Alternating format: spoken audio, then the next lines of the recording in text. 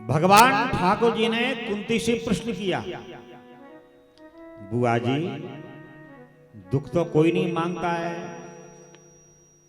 और सारा संसार सुख ही सुख मांगता है, सुखी हो जाएं, सुखी हो जाएं, सुखी हो जाएं। और संसार में दुख कोई आज तक ना मांगे और ना कोई मांगता है। और तुमने वरदान में मुझसे दुख मांग लिया, इसका कारण क्या है? तुमने दुख क्यों मांगा? तो कुंती कहती है, हे केशव, विपदा संतु नहा शश्वत यत्र तत्र जगत गुरु। हे केशव, मैंने दुख इसलिए मांगा है कि जब जब जीवन में दुख आता है तो इंसान सोच करके काम करता है, विचार के काम करता है, धर्म के काम करता है, आपको याद करता है और अपनी सारी भूलों पर भगवान से क्षमा याचना करता है। हे परमात्मा, मुझसे कोई भूल बन गई हो तो क्षमा करना। जिस भूल के द्वारा मुझे दुख आया है, कष्ट आया है, हे परमात्मा दोबारा मैं ऐसी भूल जीवन में ना करूं।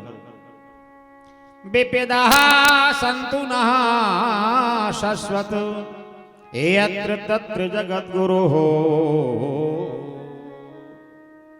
हे प्रभु, अच्छा दुख क्या है, सुख क्या है? हमारे अच्छे समय में जब कर्म बिगड़ जाते हैं, उस कर्मों का फल हमारे सामने आता है, वो हमारा दुख बन के आता है, प्रतिकूल बन के आता है।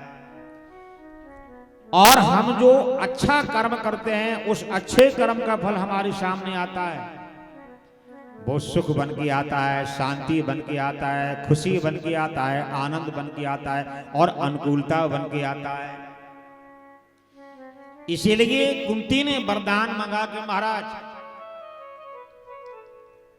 दुख में सुमिरन सब करें और सुख में करे न कोई,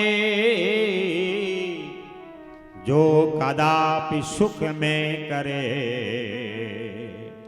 तो दुख काहे को होए।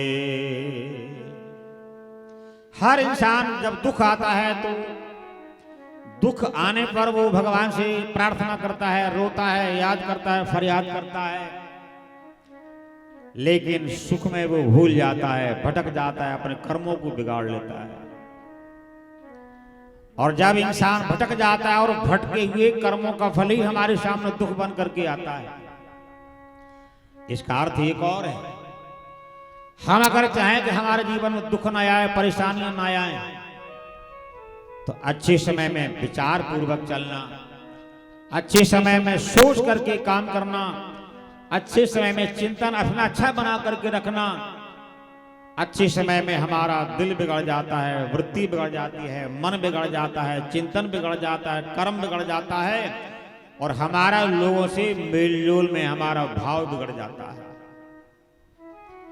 अच्छे समय में हमारा बिगड़ा हुआ कर्म, अच्छे समय में हमारा बिगड़ा हुआ चिंतन, अच्छे समय में बिगड़ा हुआ हमारा जो वातावरण ही जब कर्म का फल बन के आता है, वही तो हमारा दुख बन करके आता है, परेशानी बन के आती है। हे केशव, मेरी प्रार्थना है, जब दुख आएगा, कष्ट आएगा, तो हमेशा मैं आपको याद करती रहूंगी, हमेशा मैं आपसे प्यार करती रहूंगी, हमेशा मैं आपसे एक पल और क्षण आपकी मैं याद करती रहूंगी। और आपको याद करना ही मेरा आनंद है और आपको भूल जाना ही मेरा जीवन का संघर्ष है और मेरी कष्टों की मेरी वृत्ति है।